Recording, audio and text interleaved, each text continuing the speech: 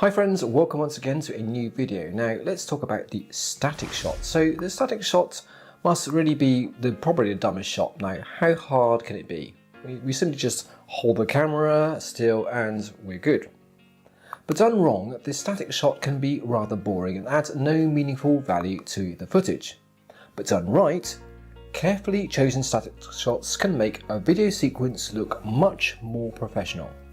Now in this video I'm going to reveal some industry tips to make powerful static shots in your cinematic video footage. Stay tuned to find out more. Okay, so hi once again, my name is Tim from 40 Tech and this is a continuation on the series for mastering cinematic shots. Now this is the third video in a mini-series. So once again, if you haven't actually seen the other videos, I suggest that you follow the links in the description and up here and do those first before we carry on with this actual mini-series. Okay, let's get started. So the static shot has got to be dead easy to do, right? Just hold the camera steady for a few moments. However, holding the camera steady is perhaps the biggest challenge with all those little micro shakes.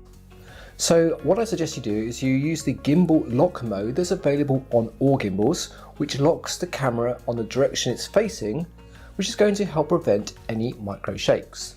Now I suggest that you look up how to actually activate the gimbal lock mode on your particular gimbal, but for the Pocket 2 for example, it's a case of pressing and holding a button in the top right, and for the Inky Falcon that I have here, it's a case of actually holding in the trigger at the back, and that's going to engage the gimbal lock. For the Crane and M2S and the Crane M3, you need to specifically choose the mode. Tip 2. So the static shot is perfect to break up a shot sequence containing other gimbal movements. Now several static shots one after another is rather boring, but shot after shot where the camera is actually moving can also become tiresome. Now you could do something like movement, movement, movement, then a static shot, movement, movement, and then another static shot. So here's an example of what I mean.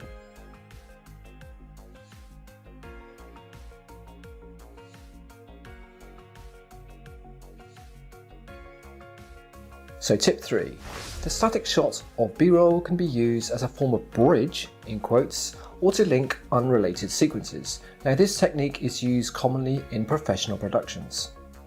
If you have one sequence of shots that makes sense together and you want to follow it with another group of shots that bear no resemblance with the first group, for example, a group of shots showing some streets in a town and then a second group showing perhaps a castle in a town, so the static shot can then link the two shot groups together, showing an establishing shot of the castle, for example.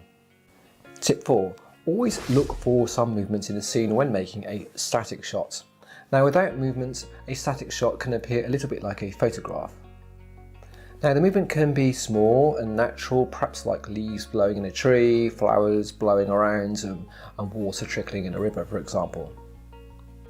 Tip 5. Always think about composition rules when doing your static shots. Try at least to get some foreground interest, especially when doing large sweeping vistas that appear far away. Now let's take these two panning shots for example. Now here's one without any foreground interest, so it's a bit boring I think. And here's the second version where the camera now has some simple foreground interest by getting lower down to get some vegetation in the shot. Now here's another example of a rather boring static shot, as there's not much to keep the viewer's interest other than the church in the background. Now if we overlay the rule of thirds, the church does not sit nicely in any of the intersections. It tends to be rather centre focused. Now here's an example of a much nicer static shot, where there is some foreground interest and also a little bit of motion creating additional interest. Now also this shot, if you notice, fits very nicely with the rule of thirds composition, where the 2 points of interest, the plant in the foreground and a castle in the background, sit on the 2 points of intersection.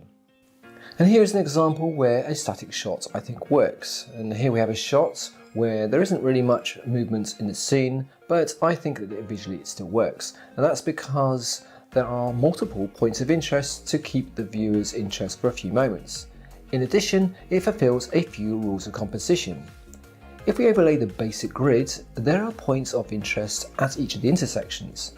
And secondly, notice that we have some leading lines here creating some diagonals. And also if we overlay the golden spiral, we can see there's actually some interest in the spiral. Okay guys, so that's my top tips for mastering the static shot. Of course, the static shot is actually quite easy to do, but the trickiest bit is composition and actually picking the moment when to do a static shot and when not. As always, I recommend going out there in the world and practicing to actually master this shot. Also, a quick shout out to my other channel, Cinematic Travels, which I'm going to link to in the description. So this channel is all about travelling around the world and exploring new places with cinematic techniques. All of these examples I've taken from various videos in my other channels, so please hop over and check that out and see more example techniques. Okay, that's all, so take care and see you soon.